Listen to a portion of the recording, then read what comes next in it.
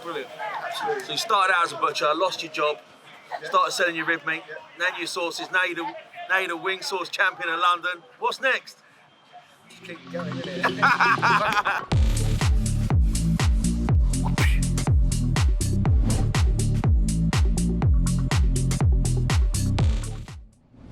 Hello everyone, welcome back to Food Review Club. We're doing a little sit down with the man, the myth, the legend, the Ribman. So we obviously did the video the other day, which was amazing, we loved it, but I want to sit down with you and have a little chat about you. If you want. Bit of a London legend. Tell us your story. Obviously you're selling your rib meat on Brick Lane and you've been at the West Ham games for years, yeah? Yeah. How did it all come about? A long story short, I lost my leg back in 2005 and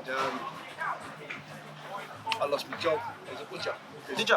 Yeah, because I went straight back to work 3 months after I lost my leg on a prosthetic leg, and I fell over a lot. With sharp knives and that, I was considered a danger. So yeah, they let me go and couldn't insure me to be a butcher again. So that was it. My career and everything I ever knew was over. So I just needed to do something. I couldn't sit at home getting fat and lazy and depressed with one leg. You know what I mean? So I hit on the idea of selling ribs, fresh ribs, as a butcher on farmers markets. And that was my thing, because I wanted to stay close to something I knew how to sell, I knew meat, and I loved that kind of environment. So I started selling them to the farmers market, and in the end I started cooking samples, and then people were just like, wow, I want to eat these now, and then it just evolved over time. The taste for rib meat is so different, isn't it? Oh, everyone sells pulled pork or shoulder meat or... Well, that is pulled pork, pasta base, and for me, it's dry. There's no getting away from it. You've got one bone, like 2 bones in the middle, that you don't get any marrow out of, don't get any juice out of that, mostly you have to add barbecue sauce to make it edible for me, hot stuff rather.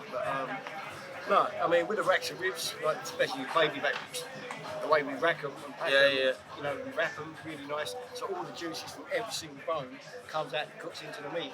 So that's where the flavour. You're getting all that moisture. All of it's coming out. So all the juice you see in that tray is all coming out of the bones. There's nothing else added. It's beautiful.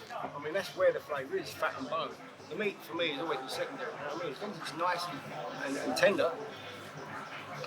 You guys might remember we did a review on Brick Lane. You get a bun stuffed with rib meat, topped with your sauce. We'll come on to your sauce in a bit, but what a product! It's such a simple thing, but it's amazing. Well, that was it. I've had from day one people say to me, you should put this in it, you should add this, you got any salad? No, mate.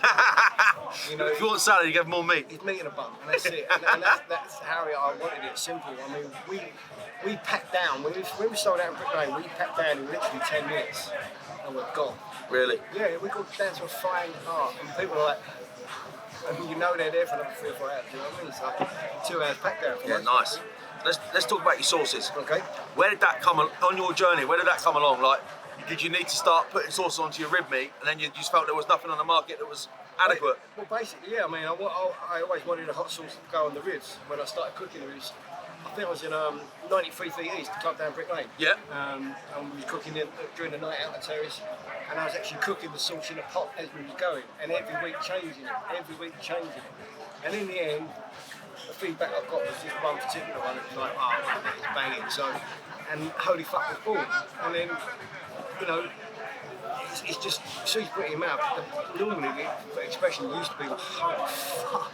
Yeah. And that's where the name came from. Anyone that's not tried these sauces that he's talking about, they're so different to anything you get that's out of a bottle that's mass produced, isn't it? It's like, there's flavour, there's initial flavour, there's secondary flavour, there's warmth, there's sweetness to it, but it still tastes organic, natural. I don't bulk my sauces with anything, you know what I mean? Yeah, it's incredible. A lot of hot sauces out there on the shelves today, they're basically vinegar, because it keeps your longevity, it's cheap for water, it's a very cheap product. That's why you see them sauces for £1 a bottle. You won't ever see my sauces cheap, because I use quality ingredients. And even when I use vinegar, like my buffalo, it's a quality organic apple cider vinegar, I don't use rubbish. You can't. If you start using rubbish and cutting corners, people will notice, and quality goes down very quickly, and I can't do that. I've always relied on that. Yeah. People knowing that what I do is always in quality. So, next thing, you've collabed with Chicken George. Yep. what I believe is the best chicken in the UK. Has teamed up with one of the best sauce manufacturers. You know, your legend speaks for itself, certainly in London. And you guys have collabed for this get together, and you won Wingfest in your opening year. That's 2 years ago now, because it obviously didn't happen with COVID last year. We're back here now. So this is the second album. It's always the hardest, they say, but I'm actually properly nervous this year. I've got to be honest. I mean, you know, everyone's had nearly 2 years. Yes, man. Are you good? Yeah. You're good? Yeah, man, great. Good. Everyone's had like nearly 2 years to up their game. You know what I mean? So they have, and I hope it's great competition. But I want to win it because I feel like we've got the best sauce and the best chicken. But obviously the people will decide that, and I'm just hoping. I love the fact. This is the one thing walking about the event here. I love the fact that you actually really care and want to win. Yeah. So does Chris, and so do all these other people. There's a real effort goes into this here. You know, I don't think maybe not the effort that you guys put in, but everyone wants to win. This is a real big deal. Definitely, it's the biggest Wingfest in Europe, no? Yeah. I mean, that's serious. And like you say, we won it last time out. It was our Davies on the year kind of thing. And I think we shook a few feathers. For sure. You're going up against some proper legends in the fucking game, weren't you? Like, you know, some of the real people like... unknown. I mean, I was quite known around here because London Stadium, you know, West Ham. But at the end of the day, yeah, I think that was a bit of a shock. I thought we set shock. Do you know what though? Maybe you upset the apple cart a little bit. I don't think food lovers, the ones that voted for you, it's probably not that much of a shock, was it? No. That the people spoke with their votes, didn't they? They did. Do you know what I mean? We won Buffalo and we won. And we come second in the Wild Wing for the bacon buffalo. Interesting. Interestingly, that the people spoke, didn't they? Judges went, maybe you could say a little bit political, going with the big names. We didn't get a lick. We did not get votes from the judges. Although we won the Buffalo and became second in the Wild Wing, we didn't get anywhere in the judges' votes. Which I don't really give a shit. You know what I mean? It's the people for me that matter. Yeah. They really do. And they did turn out. So they did turn out. They voted for us, and the feedback since has been absolutely phenomenal. I mean, that buffalo sauce has even gone online. You know, I'm selling absolute bucket loads of it. It's just incredible. So if anyone watching this now, you can get it on your website, yeah? Oh yeah, all our sauce is on the website, ribman.co.uk. So there we go. Brilliant, absolutely. So you started out as a butcher, lost your job, started selling your rib meat, now your sauces, now you're the wing sauce champion of London. What's next?